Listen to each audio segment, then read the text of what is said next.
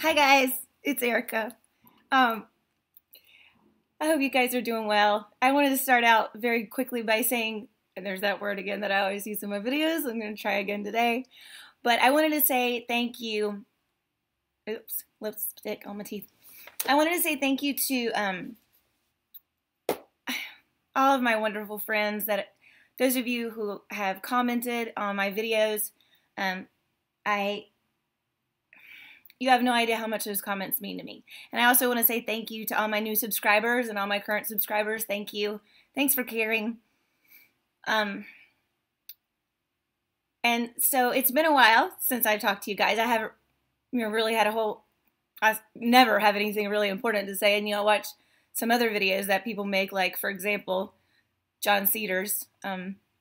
If you haven't seen his videos, I highly recommend checking them out. They're very well thought out. He just does a great job. He's really thinking about things, and he's really good at putting them together in a way that's very interesting. So, that typically I come to you and talk about disfellowshipping, and while I always touch on it because it is something that is kind of part of my life.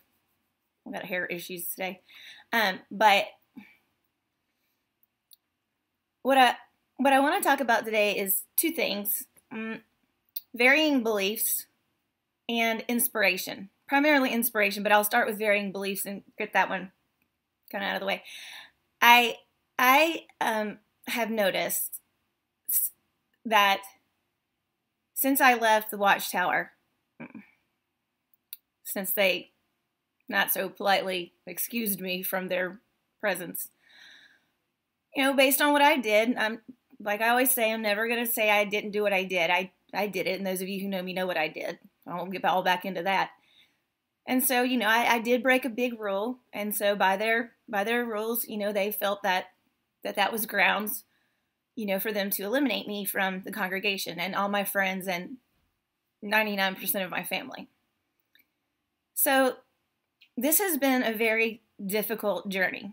But one thing I've noticed is that inside the Watchtower, we pride ourselves, when I say we, I mean when I was in there, on the fact that everyone believes exactly the same thing, that we're unified all over the world. I used to tell people that, you can go anywhere and meet any Jehovah's Witness and they will believe exactly what you believe, which is mostly true. I mean, somebody was asking me a question the other day about Thanksgiving, about whether or not, if you're a witness, and they had the Thanksgiving dinner on a different day than Thanksgiving, but they still called it Thanksgiving. Could a witness go? Okay, there are some gray areas. Some witnesses would, some witnesses wouldn't. So I didn't really know how to answer that question. But I've been fascinated, and see, I was a regular pioneer as a Jehovah's Witness for 12 years. And I went to the Spanish congregation, and those of you who know my history know all this. So I knew that people believed different things. I knew there were all these different beliefs. I had one-on-one Bible studies with tons of people. And so I knew that, but in my mind, the only thing I was ever thinking is how to prove that their beliefs are wrong and mine are right.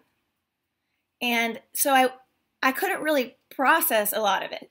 And I even asked a person that I know very well that is still deep in there. And I said, and that person was talking to another person who definitely did not believe what Jehovah's Witnesses believed. And for example, I'll just give you one example, 607 BCE. Jehovah's Witnesses are the only religion I know of that believe that 607 BCE is a key year, while everybody else believes it's like 537. And again, I haven't done my own research well enough, but the vast majority of the community believes there is a difference in a belief there with that year. And I asked this person who was talking, the witness, I asked him, I said, he's like, I've researched this, and I know that it is 607 and that he was wrong. And he said, we talked about it. And I said, let me just ask you one thing. When you spoke with him about this, was it your goal to find out if it could be the other year? Or was it your goal? And I said, to be honest, because it doesn't matter what I think anyway. And I said, was it your goal to show him that your way was right, or to wonder if he might be right. And he admitted it. He said, my goal was to show him that I was right, that what we believe is right. Because he's like, I have that firm of belief in what we teach that I already knew it was right. So to me, there's a little bit of a fallacy there, because it's like you can't even wonder or explore if it might, because you're so convinced, and I was the exact same way. You're so convinced that, or at least many are. I mean, when I say you, I don't mean all Jehovah's Witnesses. Some of them are definitely more open-minded than others. But in my case, and in this person's case, at least in those two cases, I know for a fact that we were just trying to get people to come around to our way of thinking. So with varying beliefs, what I've noticed that's very interesting is that when you are open to listen to what somebody else has to say, you may not agree with it, but it's a whole nother ballgame than when you're there to definitely convince them that they're wrong. I personally have learned many things and that I now believe are true, and many things that I've heard I don't believe in. And I've found that outside of the Watchtower, at least the people I've met, every single one of them without fail has a different take on things. And the thing is, it's okay. It's not like, oh my gosh, they don't believe exactly what I believe. I've got to either fix them or not associate with them unless it's at work or something and I have to.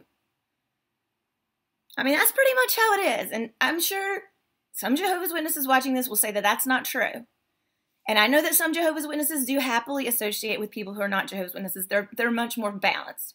But as a general rule, like me, I didn't have any really close friends at all that weren't Jehovah's Witnesses. I had a couple of, people that I talked to and, hung out with and, maybe worked with and had lunch with. But, outside of work, I didn't have any friends that weren't Jehovah's Witnesses, which is why it was so horrible for me when I was kicked out. And again, I say kicked out not to blame them, because I don't blame them. Not entirely. A lot of that blame goes on me, but I don't agree with this policy at all. And you guys know that, so I won't harp on that one. So the difference I guess I'm getting to with varying beliefs is that when you listen to someone when I listened to people as a Jehovah's Witness, my whole goal was to teach them what's in this book. And this book, and with the picked out scriptures that this book will have for you to read, and that we will read together, with this book, this is what you need to believe. And when they would say, well, I believe this, my whole goal was to figure out how to counter that, how to get around that, how to re-angle and say, like, well, I can understand why you might feel that way. And a lot of people do feel that way, But let's examine what the Bible says and what this book says. So the difference is that when you listen to truly understand that person, ooh, I just whistled. When you listen to truly understand someone, even if you don't agree with them, you might learn something, and there might be a little piece of what they believe and they show you some things and you go, wow. So that's that. Varying beliefs. Very interesting to me. Before this goes too long, we're up to almost 10 minutes. I want to keep it to 15. Inspiration. Friends. I have made some beautiful, lovely, wonderful friends outside of the Watchtower. And for that, they know who they are. And for them, I am dearly grateful. I also get beautiful, wonderful comments that really cheer me up tremendously. Guys, part of the reason that I haven't been around is because last Sunday was the first time I had taken a shower in 1 month. I went for an entire month without taking a shower. I was in the worst imaginable funk. And inspiration is what got me out of it. And I may have to split this into 2 videos so I can upload them. As a matter of fact, I think I will. I'm going to leave this one at varying beliefs leading up to inspiration. Part 2, I'm going to talk about a very, very special inspiration story of a girl that I haven't even spoken with her yet, except on Messenger. But because of her, and I want to tell you her story because it is beautiful, because of her, I got up and went in there and took a shower. And I haven't even told her this yet. I can't wait to tell her. And I'm not going to say her name because I'm not sure if she'd be comfortable with that or not. But she could be an inspiration to anybody. She and I share the common issue of anorexia. And that girl blew me out of the water with what she did.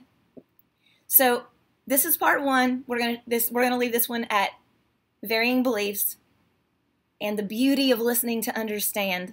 And part two is going to be about how once you open up and you listen to understand and you're willing to talk to people that aren't exactly like you, the blessings are enormous.